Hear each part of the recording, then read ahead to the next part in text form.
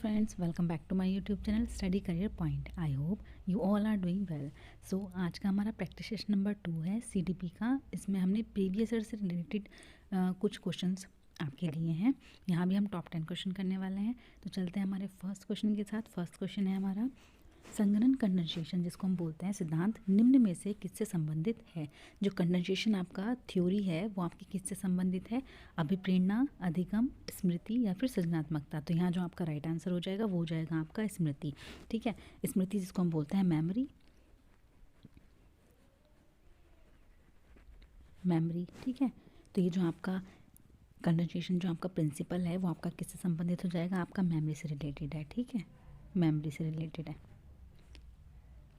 चलते हैं हमारे नेक्स्ट क्वेश्चन की तरफ। तो देखिए नेक्स्ट क्वेश्चन है हमारा, यदि पूर्व ज्ञान व अनुभव नए प्रकार के सीखने में सहायता करते हैं तो उसे कहते हैं। देखिए, जब पूर्व ज्ञान जो हमारा प्रीवियस नॉलेज होती है या हमारे अनुभव होते हैं, एक्सपीरियंसेस होते हैं, वो हमारे नई लर्निंग में मदद करते हैं तो उसको हम बोलते हैं सकारात्मक प्रशिक्षण स्थानांतरण। क्या बोलते हैं?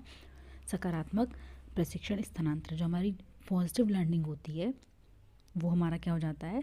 पूर्व ज्ञान और अनुभव नए प्रकार के सीखने में हमारी मदद करते हैं। तो यहाँ जो आपका आंसर हो जाएगा वो हो जाएगा ऑप्शन नंबर ए। ठीक है, चलते हैं देखिए हमारे नेक्स्ट क्वेश्चन की तरफ। नेक्स्ट क्वेश्चन है हमारा, सीखने की अंतर्दृष्टि सिद्धांत को किसने बढ़ावा दिया। देखिए, अंतर्दृष्टि सिद्धांत जो है वो आपका क्या है? वो आपका कोलर के द्वारा दिया गया है, कोलर जी के द्वारा दिया गया है। ठीक है, अंतर्दृष्टि सिद्धांत जिसको हम सूझबूझ का जो इंसाइट हमारी थ्योरी होती है, इंसाइट लर्निंग थ्योरी जो होती है हमारी, ठीक है, जिसको हम सूझबूझ का नियम भी बोलते हैं, तो उसको किसने बढ़ावा दिया? आपका ऑप्शन है पावलव, जीन पियाजे, वाइगॉत्स्की या फिर गेस्टॉल्ट। तो देखिए यहाँ जो आपका अंतर्दृष्टि सिद्धांत को बढ़ावा दिया वो आपका किसने दिया है? गेस्टॉल्ट सिद्धांतवादी ने। ठीक है, तो यहाँ जो आपका राइट आंसर हो जाएगा वो हो जाएगा आपका ऑप्शन नंबर डी। ठीक है, चलते हैं हमारे नेक्स्ट क्वेश्चन की तरफ। देखिए नेक्स्ट क्वेश्चन है हमारा, एक बच्चा तर्क प्रस्तुत करता है कि हिंज को दवाई की चोरी नहीं करनी चाहिए। वह दवाई जो उसकी पत्नी की जान बचाने के लिए ज़रूरी है, क्योंकि यदि वह ऐसा करता है तो पकड़ा जाएगा और जेल भेज दिया जाएगा। कोल वर्ग के अनुसार वह बच्चा नैतिक समझ की किस अवस्था के अंतर्गत आता है? देखिए किस अवस्था के अंतर्गत आता है। फर्स्ट आपका है सार्वभौमिक नैतिक सिद्धांत अभिविन्यास, बी है आपका यंत्रीय उद्देश्य अभिविन्यास, सी है आपका सामाजिक क्रम नियंत्रण अभिविन्यास, या फिर आपका दंड व आज्ञा पालन अभिविन्यास।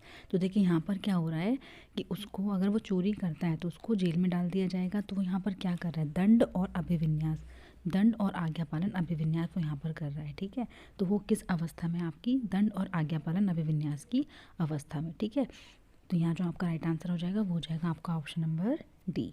ठीक है, चलते हैं देखिए हमारे नेक्स्ट क्वेश्चन की तरफ। नेक्स्ट क्वेश्चन है हमारा, हॉल का सिद्धांत निम्न में से किसकी व्याख्या करता है। देखिए जो हॉल का सिद्धांत है वो आपका निम्न में से किसकी व्याख्या करता है? तो यहाँ जो आपके ऑप्शन है, अधिगम में अभिप्रेरण की भूमिका, बुद्धि की प्रकृति, मूल्यों का विकास, या फिर आपका किशोरों का मनोविज्ञान। तो यहाँ जो आपका राइट आंसर हो जाएगा वो हो जाएगा किशोरों का मनोविज्ञान।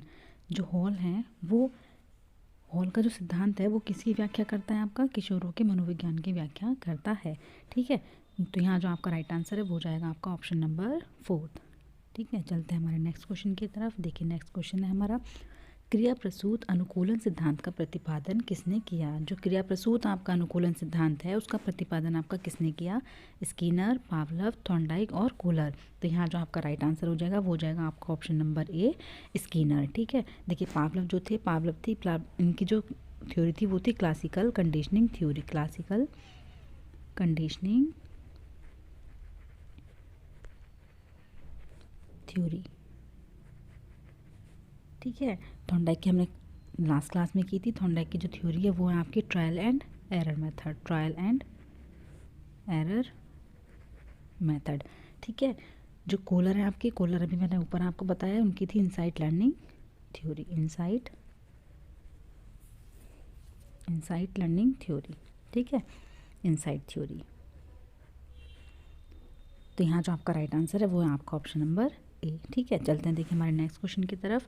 नेक्स्ट क्वेश्चन है हमारा, मिरर ड्राइंग परीक्षण निम्न में से किसके मापन हेतु प्रयुक्त होता है। देखिए जो मिरर ड्राइंग परीक्षण है आपका, वो आपका किसके मापन हेतु प्रयुक्त होता है? तो वो आपका होता है किसके? बुद्धि, व्यक्तित्व, अधिगम या फिर नैतिकता। तो यहाँ जो आपका जो मिरर ड्राइंग परीक्षण है वो आपका किसके लिए यूज़ होता है, वो आपका किसका मापन करता है, अधिगम, लर्निंग का मापन करता है। ठीक है, तो यहाँ जो आपका राइट आंसर हो जाएगा वो हो जाएगा आपका ऑप्शन नंबर 3। ठीक है, चलते हैं देखिए हमारे नेक्स्ट क्वेश्चन की तरफ। नेक्स्ट क्वेश्चन है हमारा, निम्न में से शेष से भिन्न है कौन सा। देखिए निम्न में शेष से भिन्न है, तो यहाँ जो आपका TAT टेस्ट है वो आपका किससे संबंधित है, प्रोजेक्टिव मेथड होता है पर्सनैलिटी का। ठीक है, पर्सनैलिटी का प्रोजेक्टिव मेथड है। ये भी आपका क्लाउड पिक्चर टेस्ट जो है वो ये भी आपका प्रोजेक्टिव मेथड है। और जो ड्रॉ अ मैन टेस्ट, जिसको हम ड्रॉ अ पर्सन टेस्ट भी बोलते हैं, ये भी आपका क्या है, प्रोजेक्टिव मेथड है पर्सनैलिटी का। ठीक है, तो ये तीन जो है वो आपके क्या है, सेम है। लेकिन जो 16 PF थ्योरी है ये आपका क्या है, ये आपका किसने दिया था, ये आपका दिया था कैटल ने। ठीक है, ये आपका इन तीनों से क्या हो जाएगा, भिन्न हो जाएगा। ठीक है, तो यहाँ पर आपसे भिन्न पूछा है, तो यहाँ जो आपका राइट आंसर है वो आपका है ऑप्शन नंबर ए। ठीक है, चलते हैं देखिए हमारे नेक्स्ट क्वेश्चन की तरफ। नेक्स्ट क्वेश्चन है हमारा, शिक्षक द्वारा कक्षा में डांट पड़ने पर छात्र यदि घर आकर अपनी छोटी बहन पर गुस्सा इजहार करता है तो यह किसका उदाहरण है। तो देखिए शिक्षक द्वारा डांट पड़ने पर वो क्या कर रहा है, अपने गुस्से को किसी और के ऊपर निकाल रहा है। ठीक है, तो यहाँ जो आपकी सिचुएशन हो जाती है, ये आपका क्या है, डिफेंस मैकेनिज्म है। जो आपके डिफेंस मैकेनिज्म दिया गया है उसका ये एग्जाम्पल है। ठीक है, तो यहाँ जो आपका हो जाएगा वो हो जाएगा आपका विस्थापन, डिस्प्लेसमेंट। ठीक है, डिस्प्लेसमेंट। ठीक है, जब कोई अपना किसी एक जगह का गुस्सा किसी दूसरे पर निकाल देता है तो उसको हम बोलते हैं विस्थापन की प्रक्रिया। ठीक है, तो यहाँ जो आपका डिफेंस मैकेनिज्म यूज़ हो रहा है वो हो रहा है आपका डिस्प्लेसमेंट। ठीक है, चलते हैं देखिए हमारे नेक्स्ट क्वेश्चन की तरफ। नेक्स्ट क्वेश्चन है हमारा,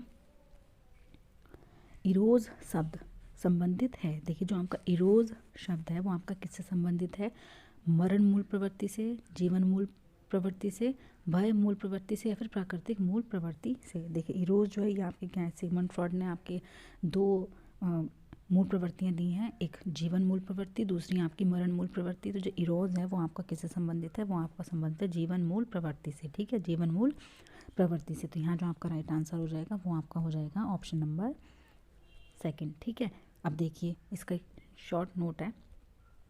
देखिए जीवन मूल प्रवृत्ति को इरोज कहते हैं तथा जो आपकी मृत्यु मूल प्रवृत्ति होती है उसको बोलते हैं हम थैनाटॉस। ठीक है, ये आपके एग्जाम में पूछा गया है।